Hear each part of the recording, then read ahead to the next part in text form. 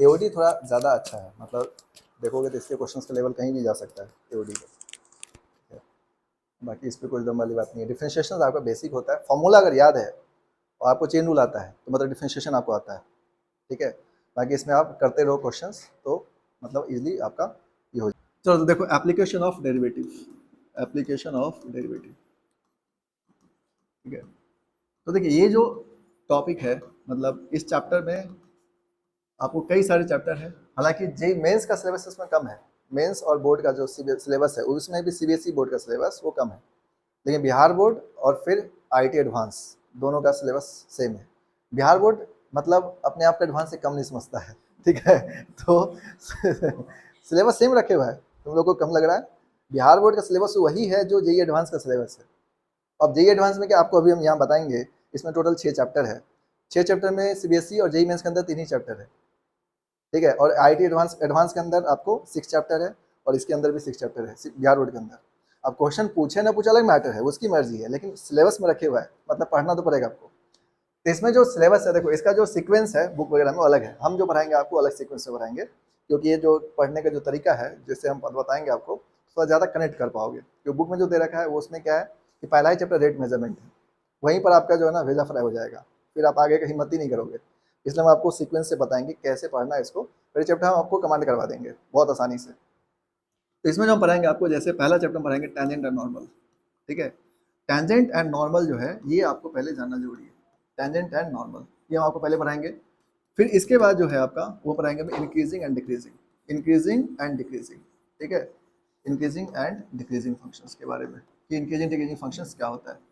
इसके बाद पढ़ाएंगे आपको maxima and minima, maxima and minima, maxima and minima देखेंगे। इसके बाद देखें हम लोग 4th नंबर पर रेट मेजरमेंट, ये जो है ना रेट मेजरमेंट हम लोग देखेंगे, रेट मेजरमेंट। एंड इसके बाद देखें हम आपको बताएंगे थियरम, मीन वैल्यू थियरम, ठीक है। मीन वैल्यू थियरम में 2 थियरम आता है, ठीक है। एक होता है रॉल्स थ्योरम, एक होता है लैग्रेंजेस थ्योरम। इसके अंदर 2 थ्योरम आ जाएगा, एक रॉल्स आ जाएगा और एक आ जाएगा आपका लैग्रेंजेस, ठीक है, लैग्रेंजेस थ्योरम, ये 2 थ्योरम। एंड फिर 6 नंबर पर आ जाएगा आपका, वो आ जाएगा आपका error and approximation, error and approximation, ठीक है। तो ये टोटल 6 चैप्टर है और इसमें पढ़ना आपको 1 बाय 1 करके। तो देखो अब इसमें हम लोग बात करें कि इसमें ज़्यादा इंपॉर्टेंट क्या है, तो अगर सीबीएसई बोर्ड की बात करो या जेई मेंस की बात करो, उसके लिए जो ज़्यादा इंपॉर्टेंट है वो सबसे ज़्यादा इंपॉर्टेंट है आपका मैक्सिमम मिनिमम, ये बहुत ज़्यादा इंपॉर्टेंट है। इसके बाद अगर नंबरिंग पर देखोगे तो, क्योंकि जेई मेंस के अंदर सिलेबस आपका सिर्फ ये 3 चैप्टर है, इंक्रीजिंग डिक्रीजिंग, मैक्सिमम मिनिमम और रेट मेजरमेंट, और जेई मेंस का सिलेबस है सीबीएसई बोर्ड का सिलेबस, ठीक है। तो आपका यहाँ पर ये 3 चैप्टर हो जाता है जो बोर्ड या जेई में पूछा जा रहा है। एडवांस में या फिर आपको बिहार बोर्ड के अंदर जो सिलेबस होता है ये 6 के 6 चैप्टर होता है। इस 6 चैप्टर में जो सबसे ज़्यादा फोकस की ज़रूरत है वो अगर देखो, अगर आपको 6 चैप्टर कंट्रोल करना है, अच्छा करना है, तो सबसे ज़्यादा फोकस की ज़रूरत है वो है मैक्सिमम मिनिमा, टेंजेंट नॉर्मल और रेट मेजरमेंट। ये 3 चैप्टर पर ज़्यादा फोकस करने की ज़रूरत है, बाकी 3 ईजी है, बाकी में ज़्यादा कुछ दम वाली बात नहीं है। जैसे अप्रॉक्सीमेशन काफ़ी आसान होता है, रॉल्स थ्योरम, लैग्रेंज थ्योरम इसका एक सेटअप है, उसमें आप सीधे सीधे सॉल्व कर लोगे। हालांकि थोड़ा क्वेश्चन पहचानने में टाइम लगता है, लेकिन इसको लगाना आसान है। और इसमें इंक्रीजिंग डिक्रीजिंग में ज़्यादा कोई बहुत बड़ा ये नहीं आता है, आप आसानी से कर लोगे, हम बताएंगे कंसेप्ट, उससे ईजिली हो जाएगा। लेकिन जो मैक्सिमम मिनिमा है और रेट मेजरमेंट और टेंजेंट नॉर्मल, इसमें क्वेश्चन का वेरिएशन बहुत ज़्यादा है। जैसे टेंजेंट नॉर्मल क्वेश्चंस कोऑर्डिनेट से रिलेट करके आपको किसी लेवल पर लेके जा सकता है, किसी भी लेवल पर क्वेश्चंस को ले जा सकता है। इसीलिए एडवांस के जब क्वेश्चन सॉल्व करोगे आप, या इवन बोर्ड वाले भी अगर मान लो ढंग से क्वेश्चन उसने पूछा तो ये बहुत अलग लेवल के क्वेश्चन बना सकता है। मैक्सिमम मिनिमा के बारे में तो आपको एकदम कन्फर्म ही रहना है कि मैक्सिमम मिनिमा, हालांकि आगे भी पढ़ना होगा आपको, ठीक है। आगे भी बहुत सारे एग्जाम में, जैसे आपको गेट वगैरह में भी पूछ देता है, इंजीनियरिंग के बाद जो गेट का एग्जाम होता है उसमें भी मैक्सिमम मिनिमम क्वेश्चन आता है। तो ये बहुत ज़्यादा इंपॉर्टेंट चैप्टर है हर पॉइंट ऑफ व्यू से। दूसरी बात है, जैसे फिजिक्स में आप निकालते हो ना maximum value, maximum force, minimum force जो निकालते हो, जैसे लेफ्ट स्टार्ट में मिनिमम मैक्सिमम फोर्स पता करते हैं, तो ये सब कहाँ से, सारे कंसेप्ट क्या यहाँ पर, वहाँ पर हम लोग क्या करते हैं फिजिक्स में डिफरेंशिएट करवा देते हैं, चलो डिफरेंशिएट कर 0 कर दो। लेकिन आपको इससे पता चलेगा कि ऐसा क्यों होता है, कि आखिर डिफरेंशिएट करने पर 0 क्यों करना होता है मैक्सिमम के लिए, या मिनिमम के लिए 0 करना होता है, लेकिन किस सिचुएशन में मैक्सिमम मिलेगा, किस सिचुएशन में मिनिमम मिलेगा, वो आप रीज़न यहाँ पर समझोगे कि कैसे होगा। ठीक है, यहाँ पर आपको पता चलेगा कि मैक्सिमम मिनिमम में खाली मैक्सिमम मिनिमम नहीं होता, यहाँ पता चलेगा कि लोकल मैक्सिमा होता है, लोकल मिनिमा होता है, ग्लोबल मैक्सिमा होता है, ग्लोबल मैक्स मिनिमा होता है। तो काफ़ी सारे टर्मोलॉजी है जो ये इसको थोड़ा अच्छा टॉपिक बनाता है। तो ये 6 के 6 चैप्टर में आपको यहाँ पर पूरी तरह से समझना है। इसमें जो पहला चैप्टर वो है टेंजेंट और नॉर्मल। टेंजेंट नॉर्मल पहले क्यों पढ़ना चाहिए, देखो ये जो है ना आपको एक बेसिक क्लियर करेगा, मतलब पूरी कंसेप्ट को ये तैयार करवाता है, क्योंकि हम लोग यहाँ पर जो भी करने वाले हैं वो शुरुआत यहीं पर होने वाला है, टेंजेंट और नॉर्मल्स। और इसको थोड़ा समझना भी आसान है, अगर बेसिक कंसेप्ट जानते हो मतलब इसका कोऑर्डिनेट ज्योमेट्री का, तो टेंजेंट नॉर्मल के क्वेश्चन बनाना बहुत आसान काम है। जैसे इक्वेशन ऑफ लाइन कैसे लिखा जाता है, स्लोप कैसे निकाला जाता है, ये सब बहुत बेसिक बात होता है कि अगर पॉइंट दे रखा है तो स्लोप निकालना है, एंगल दे रखा है स्लोप निकालना है, और डिफरेंशिएट करने से स्लोप निकलता है, ये बात आपको पहले से पता है। कि डिफरेंशिएशन क्या बताता है, स्लोप ऑफ टेंजेंट को ही बताता है। डिफरेंशिएट हम लोग क्यों करते हैं, बेसिकली नॉन लीनियर कर्व को, अगर कोई कर्व दे रखा है उसी का अगर टेंजेंट का स्लोप निकालना है तो हम डिफरेंशिएट करते हैं। अगर उसको बोला जाए आपको कि ज्योमेट्रिकली बताओ क्या मतलब है इसका डिफरेंशिएशन का, तो बेसिकली क्या है, स्लोप ऑफ टेंजेंट फाइंड करते हैं इसके थ्रू हम लोग। ठीक है, वो भी क्यों, क्योंकि हम किसी कर्व का डायरेक्टली मतलब पॉइंट नहीं पता कर सकते, या डायरेक्टली हम लोग एंगल नहीं पता कर सकते, तो उस सिचुएशन में हम लोग क्या करते हैं, इसको डिफरेंशिएट करके निकालते हैं, यही मेन बात है। समझा ना बात। तो यहाँ पर हम लोग देखते हैं पहले टेंजेंट एंड नॉर्मल, और टेंजेंट नॉर्मल जो है आपको ठीक से समझना है। इसमें कुछ बेसिक बेसिक बात अगर क्लियर कर लिया आप तो आपको ज़्यादा दिक्कत नहीं होगा। तो देखो टेंजेंट एंड नॉर्मल जो चैप्टर है इसमें सारी कहानी टेंजेंट के बारे में है और नॉर्मल के बारे में। देखो नॉर्मल तो इसका छोटा भाई है, मतलब आप आसानी से इसको समझ जाओगे। टेंजेंट आपको आता है तो नॉर्मल आपको ऑटोमेटिकली आता है। ठीक है, क्योंकि टेंजेंट नॉर्मल यहाँ पर बहुत बेसिक सी बात है जो आसानी से तुम कवर कर सकते हो। अब सबसे पहली बात इसमें क्या ध्यान रखना है, इस चैप्टर को आप पढ़ते हो तो आप ये मत समझो टेंजेंट है या नॉर्मल है, आप ये समझो ये दो स्ट्रेट लाइन की कहानी है। जितना जल्दी आप इस बात को अपने दिमाग में एक्सेप्ट कराओगे कि ये स्ट्रेट लाइन की बात हो रहा है, उतना ज़्यादा आप इसमें कंफर्टेबल फील हो जाओगे। क्योंकि टेंजेंट और नॉर्मल मतलब ये कुछ और नहीं है, ये एक स्ट्रेट लाइन है। अब स्ट्रेट लाइन का स्लोप कैसे निकालना है, स्ट्रेट लाइन का इक्वेशन कैसे लिखना है, ये सब के सब आप क्लास 11 में पढ़ते हैं कोऑर्डिनेट ज्योमेट्री में। और ये कोई बहुत हाई फाई क्वेश्चन नहीं होता है, बहुत बेसिक बात है कि भाई स्लोप निकालना, 2 पॉइंट गिवन है तो कैसे निकालेंगे, एंगल दे रखा है तो कैसे निकालेंगे, है ना, line parallel to X axis तो कैसे होगा, line parallel to Y axis तो किस तरह स्लोप होगा। और यही बेसिक बेसिक बात इसमें यूज करना होता है। तो इसमें करते क्या हम लोग, मान लो टेंजेंट एंड नॉर्मल पता करना आपको, तो यहाँ पर एक कर्व लेते हैं हम लोग। ठीक है, मान लो एक कर्व ले लिए वाई एक्सिस और ये एक्स एक्सिस, मान लो एक कर्व ले लिए हम लोग, ये क्या है, Y equals to F X एक कर्व। अब इस कर्व का हमें टेंजेंट पता करना, नॉर्मल पता करना है। टेंजेंट का मतलब क्या होता है, कोई भी लाइन जो किसी कर्व को टच करते हुए निकले उसी को हम लोग टेंजेंट कहते हैं। अब यहाँ पर टेंजेंट हम ड्रॉ करेंगे, टेंजेंट क्या हो जाएगा, इस तरह से टेंजेंट होगा, सीधी सीधी बात है, ये टेंजेंट है इसका। अब ये जो टेंजेंट है ये जिस पॉइंट पर टच कर रहा है उस पॉइंट को आप ले सकते हो, ये पॉइंट क्या होगा, x1 y1। ठीक है, ये पॉइंट x1 y1 होगा। ठीक है, आप कुछ भी एज्यूम कर सकते हो, जैसे x1 y1 एक पॉइंट है जहाँ पर टेंजेंट ड्रॉ कर रहे हैं हम लोग। ठीक है, अब यहाँ पर ये कर्व पाथ पर ये टेंजेंट जो ड्रॉ हुआ, तो इस टेंजेंट का आपको बोला जाएगा कि स्लोप बताओ कितना है, इस टेंजेंट का इक्वेशन बताओ कितना है। ठीक है, तो क्या होगा इक्वेशन, स्लोप क्या होगा, तो बड़ा आसानी से फाइंड कर सकते हो। करना क्या होगा कि भाई सीधी सीधी बात यह है कि अगर ये स्ट्रेट लाइन है और ये कर्व के ऊपर ड्रॉ किया गया है और इसको क्योंकि कॉन्टैक्ट कर रहा है, ये टेंजेंट इसको टच कर रहा है, तो यहाँ से आप अपने दिमाग में क्या क्या फिट कर सकते हो, 2-3 बात फिट करना जो आगे चल के तुम्हें काम भी देगा। पहली बात कि भाई अगर टेंजेंट लाइंस को टच किया है इसका मतलब क्या हुआ कि टेंजेंट का जो इक्वेशन कभी हम फाइंड करेंगे तो कर्व को सेटिस्फाई कर रहा होगा, पहला चीज यही हो जाता है। दूसरी बात यहाँ पर यह है कि जिस पॉइंट पे ड्रॉ किया गया ये पॉइंट इस टेंजेंट को भी सेटिस्फाई कराएगा और इस कर्व को भी सेटिस्फाई कराएगा, क्योंकि कई बार तुम्हें जरूरत पड़ेगा इस बात का। ठीक है, तो तुम्हें ये ध्यान रखना है कि ये जो पॉइंट है जो कर्व के ऊपर है ये कर्व को सेटिस्फाई करेगा, टेंजेंट को भी सेटिस्फाई कराएगा। लेकिन ऐसा भी पॉइंट हो सकता है जो टेंजेंट को तो सेटिस्फाई कराएगा पर कर्व को नहीं कराएगा, क्योंकि हम पॉइंट जो है कोई जरूरी नहीं कि हम यहीं पर पॉइंट लें, हम पॉइंट बाहर भी ले सकते हैं, क्योंकि टेंजेंट हम बाहर से भी ड्रॉ कर सकते हैं, ऐसा कोई जरूरी नहीं है। पर ये पॉइंट जनरली कर्व के ऊपर दे रखा है तो दोनों सेटिस्फाई करेगा। अगर पॉइंट बाहर है तो सिर्फ टेंजेंट को सेटिस्फाई कर रहा होगा, कर्व को सेटिस्फाई नहीं करेगा।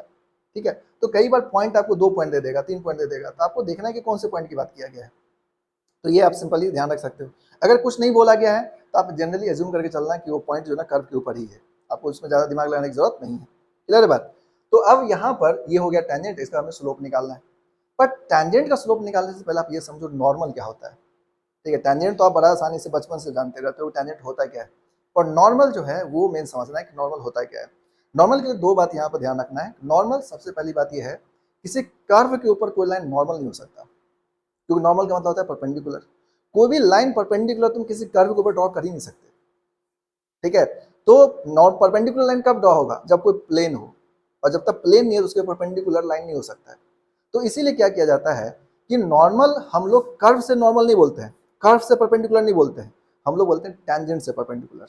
टेंजेंट से परपेंडिकुलर लाइन जो उसी पॉइंट से पास करे जिस पॉइंट से टेंजेंट पास किया है, वही लाइन वो नॉर्मल होता है, वो क्योंकि टेंजेंट के परपेंडिकुलर है इसलिए ऐसा माना जाता है कि कर्व के भी परपेंडिकुलर है, पर कर्व के परपेंडिकुलर एग्जैक्टली होना मुश्किल है, क्योंकि कर्व में क्या है, हर एक पॉइंट पर वो चेंज कर रहा होता है पॉइंट उसका, तो इतने माइनर चेंज कर रहा होता है कि आप उतना ऑब्जर्व भी नहीं कर सकते, इसीलिए कर्व के ऊपर तो नहीं होता। लेकिन हम लोग ऐसा एज्यूम करते हैं कि ये जो लाइन है और जिस पॉइंट से ड्रॉ किया गया है, आपको ध्यान रखना है कि जिस पॉइंट से ये ड्रॉ किया गया उसी पॉइंट पर ये परपेंडिकुलर ड्रॉ होगा। इसका एक आउटपुट क्या निकलता है कि टैंजेंट और नॉर्मल दोनों का जो इंटरसेक्टिंग पॉइंट है वो दोनों सेम पॉइंट है। इसका मतलब कि आप अगर स्लोप ऑफ टैंजेंट निकाल रहे हो तो जिस पॉइंट को यूज किए उसी पॉइंट से आप स्लोप ऑफ नॉर्मल भी निकालोगे, इसके लिए कोई अलग से पॉइंट होने वाला नहीं है। इसका मतलब क्या समझे, नॉर्मल लाइन क्या है, टैंजेंट के परपेंडिकुलर है। किसके परपेंडिकुलर है, टैंजेंट के परपेंडिकुलर। इसका मतलब हम आपको शुरू में बोल दिए कि उसके भाई जैसा है कि टैंजेंट जो ना मेन है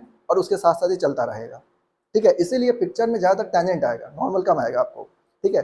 तो आप अगर टैंजेंट का स्लोप निकाल लोगे तो नॉर्मल का स्लोप निकल जाएगा। अब ये कंसेप्ट आप कोऑर्डिनेट ज्योमेट्री में पढ़ते हो कि जैसे दो लाइन परपेंडिकुलर है तो लाइन का स्लोप का प्रोडक्ट -1 होता है। इसका मतलब ये दो लाइन, ये भी दो स्ट्रेट लाइन है और दोनों लाइन परपेंडिकुलर है, दोनों का स्लोप का प्रोडक्ट क्या होगा, -1। इसका मतलब अगर हम स्लोप ऑफ टैंजेंट निकाल लेंगे तो slope of normal it automatically निकल जाएगा ये। तो आपको करना क्या यहाँ पर कि आपको y = fx दिया है, तो स्लोप ऑफ टैंजेंट निकालने के लिए पहले इसको डिफरेंशिएट कर लेना। dy/dx = क्या हो जाएगा, f'(x), ठीक है। ये आपका डिफरेंशिएशन हो गया। अब स्लोप ऑफ टैंजेंट आपको बोला गया तो स्लोप ऑफ टैंजेंट फाइंड करने के लिए करना क्या आपको कि dy/dx at x1 y1 है ना, at x1 y1 पता कर लो और ये किसके इक्वल हो जाएगा, ये हो गया f'(x1) के इक्वल हो गया। सब्स्टिट्यूट कर दो पॉइंट और आपका स्लोप ऑफ टैंजेंट निकल जाएगा। मतलब डिफरेंशिएट करना है, जो पॉइंट गिवन होगा उस पॉइंट को क्या करना है, उसमें पुट कर देना है। अब इस बात का टेंशन मत लेते रहना कि x1 पुट किया y1 तो पुट ही नहीं किए, ऐसा कैसे हो सकता है कि y1 दिया हम पुट नहीं किए, समझा ना बात। ये कोई नाश्ता तो है नहीं कि मतलब जितना प्लेट को सब लपेट देना है। अब y1 नहीं है उसमें तो क्यों पुट करोगे, सीधी बात है कि x है उसमें तो x ही पुट करेंगे। अगर y रहता तो y पुट कर देते, दोनों रहेगा दोनों पुट करोगे, नहीं रहेगा नहीं पुट करना। तो dy/dx at x1 क्या हो गया, f'(x1), ये क्या मिल गया आपको, स्लोप ऑफ टैंजेंट आ गया। तो स्लोप ऑफ नॉर्मल निकलना बड़ा आसान काम है।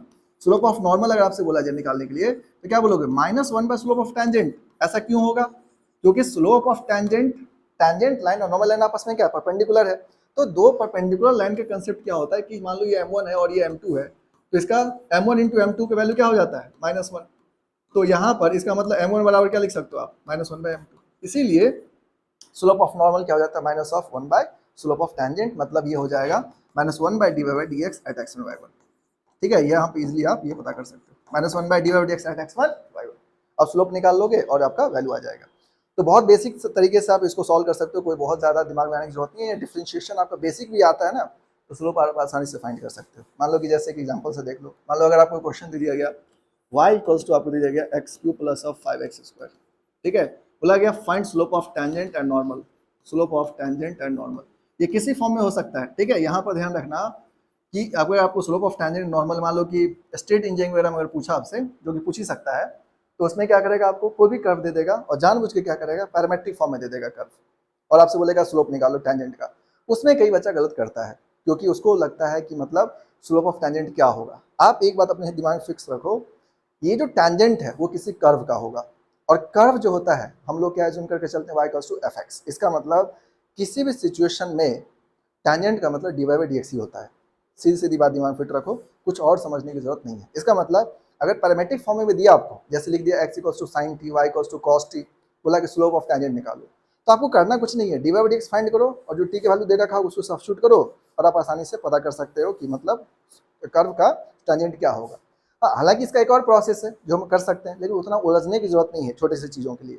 अब जैसे कर्व का पैरामेट्रिक फॉर्म में क्या होता है कि पैरामेट्रिक फॉर्म में क्या कर सकते हैं, हम सीधे सीधे इक्वेशन ऑफ कर्व ही निकाल सकते हैं एंड देन उसका स्लोप निकाल सकते हैं, लेकिन उतना करने की जरूरत नहीं है, ठीक है। हाँ, वो कभी कभी करना पड़ता है जब पॉइंट्स नहीं दे रखा होता है, तो हमें करना पड़ता है, उस सिचुएशन में ले जाना पड़ता है।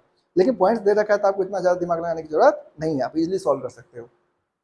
तो जैसे स्लोप ऑफ टैंजेंट नॉर्मल पूछा गया आपको, अब ये तो सिंपल है, इसमें तो आप बोला गया कि एट मान लो यहाँ पर दे दिया गया 1, -2, बोला गया कि इस पॉइंट बताओ क्या होगा। तो आप क्या करोगे, इसको डिफरेंशिएट कर लेना, सिंपली डिफरेंशिएट कर लोगे dy/dx और ये क्या हो जाएगा आपका 3x² + 10x और यहाँ पर आप वैल्यू सब्स्टिट्यूट कर दो।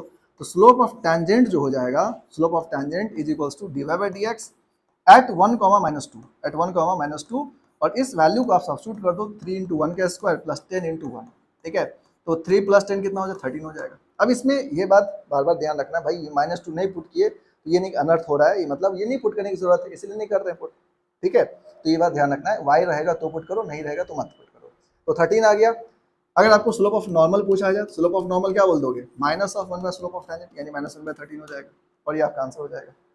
अरे समझ में, तो जो वैल्यू आया उसका -1 कर दोगे रेसिप्रोकल ऑफ टेंजेंट, तो आप सीधे सीधे स्लोप ऑफ नॉर्मल आ जाएगा आपका।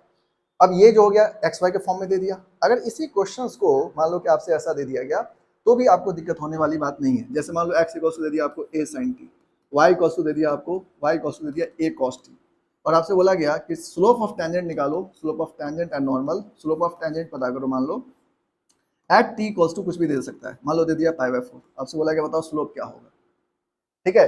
तो आपको यहाँ पर भी कुछ नया करने की जरूरत नहीं, कोई भी मेथड कहीं से लगाने की जरूरत नहीं है, ठीक है, समझ आ रहा बात। क्योंकि आज के डेट में ना सबसे बड़ा मेरा जो डर रहता है, मेरा वो ये रहता है, बच्चा पता नहीं कौन से शॉर्ट से क्या कैच कर लेगा, कहाँ से कुछ पता नहीं है, और शॉर्ट डालने वाला का क्या माइंडसेट है, क्या सोच के डाल रहा है, उसका कोई अता पता नहीं है, ठीक है। और ये सबसे बड़ा डर है। और गलती से भी टी शर्ट पर कुछ लिखा हुआ है तो और कह नहीं सकते कहाँ से क्या कैच कर लेगा, तो इसीलिए मतलब खतरनाक है, ठीक है। और वो किस रेफरेंस में है, ठीक है, भाई साहब ने कहीं वो चीज जो डाल रहा है वो हो सकता है वो खुद ही कहीं से देख लिया हो रील्स, और किस रेफरेंस में कहाँ डाला गया था वो उसके रेफरेंस में कर दिया, और आप वहाँ से कैच करेंगे और पता चला एक्चुअल क्वेश्चन में रॉन्ग हो चुका है, और यही हकीकत में होता है, ठीक है। ये सबसे बड़ा दिक्कत यही है। तो पूरा वीडियो अगर आप नहीं देखते हो उसमें सिर्फ शॉर्ट्स में, वाह, क्योंकि ज़्यादातर ज्ञान, भरपूर ज्ञान मिल जाता है शॉर्ट्स में, मोटिवेशन, तो वैसा कुछ नहीं करना है इसमें। इसमें हम कर सकते हैं, जैसे पॉइंट्स नहीं दिएगा तो हम सीधे कर्व का क्वेश्चन निकाल करके अंदर डिफरेंशिएट करके स्लोप निकाल सकते हैं, लेकिन उसकी नौबत नहीं आता है यहाँ पर। ये बहुत बेसिक लेवल का क्वेश्चन है, इसमें कोई बड़ी बात नहीं है। तो यहाँ पर क्या करना है आपको, सीधा सीधा जैसे आप सॉल्व करते थे वैसे सॉल्व करना है। क्या करोगे, इसमें स्लोप निकाल सकते हो, स्लोप निकालना है। देखो स्टेट इंजीनियरिंग में क्या होता है ना, स्पीड बहुत होना चाहिए आपका, क्वेश्चन लेवल बहुत आसान रहता है। क्वेश्चन का लेवल देखोगे जैसे MST CET वगैरह का देखोगे, ठीक है, MST CET महाराष्ट्र वाला जो है, या फिर आपका कॉमेट के वाला है, इसमें क्वेश्चन बहुत हार्ड नहीं मिलेगा आपको, क्वेश्चन मिलेगा बेसिक लेवल का। मतलब आप ऐसा मान के चलो कि अगर आपको CBSE बोर्ड लेवल का क्वेश्चन सॉल्व करने आता है तो ये सब एग्जाम आप आराम से हैंडल कर लोगे, इसमें ज़्यादा कोई दिक्कत वाली बात नहीं। लेकिन मेन है स्पीड अच्छा होना चाहिए और कैलकुलेशन आपका फास्ट रहना चाहिए, ठीक है। इसलिए फॉर्मूला आपको बहुत अच्छे से पता रहना चाहिए। वो लोग का नंबर ऑफ क्वेश्चन ज़्यादा रहता है, टाइम कम रहता है, तो ऐसे ऐसे क्वेश्चन आपसे पूछा जा सकता है, ठीक है। तो ऐसे ऐसे क्वेश्चंस अगर पूछा गया तो इसमें बस क्या है कि आपको एकदम क्लैरिटी होना चाहिए कि हमारा स्लोप ऑफ टेंजेंट यही होगा। इसमें किसी तरह को ये नहीं, सेकंड थॉट नहीं होना चाहिए आपका कि आप सोच रहे हो कि और क्या हो सकता है, सीधा यही होगा और ऐसे ही सॉल्व करेंगे। और इसीलिए जितना सिंपल रखोगे चीज़ों को उतना ज़्यादा आप स्कोर कर सकते हो इस तरह के एग्जाम। ऑब्वियसली जेईई मेंस वगैरह में तो ये पूछता ही नहीं, अब ये चैप्टर भी नहीं है, और एडवांस में आपको इस तरह के क्वेश्चन तो पूछ ही नहीं सकता है नहीं, ये बेसिक लेवल तो क्वेश्चन पूछने वाला नहीं है। तो आपको ये थोड़ा सा इस तरह के क्वेश्चन में बेसिकली ज़्यादा दिमाग नहीं लगाना है। तो dx/dt क्या हो जाएगा, a cos t, और y equal to a cos t है तो इसको डिफरेंशिएट करो तो क्या मिलेगा आपको, dy/dt बराबर -a sin t। डिफरेंशिएशन आप लोग पढ़े थे पैरामेट्रिक फॉर्म, डिफरेंशिएशन पढ़े थे ना पैरामेट्रिक फॉर्म, उसी पैरामेट्रिक फॉर्म की तरह आपको dy/dx फाइंड कर लो।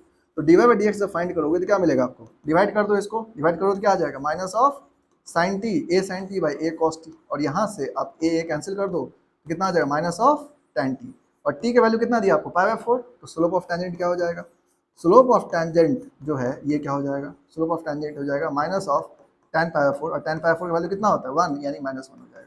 कितना हो जाएगा, -1। क्लियर है बात। अगर आपको स्लोप ऑफ नॉर्मल ही पूछता है तो स्लोप ऑफ नॉर्मल भी आप यहाँ पर कर लेना, -1/-1, तो कितना आ जाएगा, 1 आ जाएगा, ठीक है। कई बार ऐसा हो सकता है कि आपसे सीधे स्लोप ऑफ नॉर्मल पूछा जाए, ठीक है, क्योंकि देखो गलती करवाने का जैसे ऑप्शन ढूंढता है सब, सारे जो एग्जाम होते हैं उसमें देखा जाता है कि भाई बच्चा किस तरह से गलत कर सकता है। अब स्लोप ऑफ नॉर्मल डायरेक्टली पूछने पे गलत करते हैं बच्चे, ठीक है। कैसे, क्या क्या गलती कर सकता है, जैसे कई बच्चा क्या सोचता है कि स्लोप ऑफ नॉर्मल मतलब dy/dx स्लोप ऑफ टेंजेंट है, ये बात कई लोग पता रहता है, नॉर्मल मतलब समझता है उल्टा। अरे भाई उल्टा में माइनस भूल जाता है लोग, माइनस किधर गया, तो माइनस भी ध्यान रखना है। तो सबसे सेफ हैंड क्या होता है कि अगर आपको स्लोप ऑफ नॉर्मल भी पूछा जाए तो आप ज़्यादा उतना दिमाग मत लगाओ कि क्या होगा नहीं होगा, आप स्लोप ऑफ टेंजेंट निकाल लो और उसी का रेसिप्रोकल करके माइनस लगा के बोल देना कि ये स्लोप ऑफ नॉर्मल है। अलग से उसके लिए दिमाग लगाने की जरूरत नहीं है स्लोप ऑफ नॉर्मल का, क्योंकि जैसे हम आपको बताएंगे इक्वेशन ऑफ टेंजेंट, अब इक्वेशन ऑफ टेंजेंट बताए तो इक्वेशन ऑफ नॉर्मल क्या है, कुछ और नहीं है, बस उसका स्लोप चेंज होगा, बाकी इक्वेशन तो वैसे ही रहेगा, क्योंकि tangent and normal both are lines are perpendicular to each other, और वो दो लाइन है, कुछ और नहीं है। तो जैसे आप कोऑर्डिनेट ज्योमेट्री में पढ़ते हो कि दो लाइन परपेंडिकुलर है तो कैसे होता है, कई बार तो आप क्या कर सकते हो, अगर ऑब्जेक्टिव एग्जाम है और मान लो टेंजेंट का क्वेश्चन आपको पता चल गया तो नॉर्मल के क्वेश्चन निकालने की भी जरूरत नहीं है, डायरेक्टली आप देख सकते हो कौन सा ऑप्शन होगा।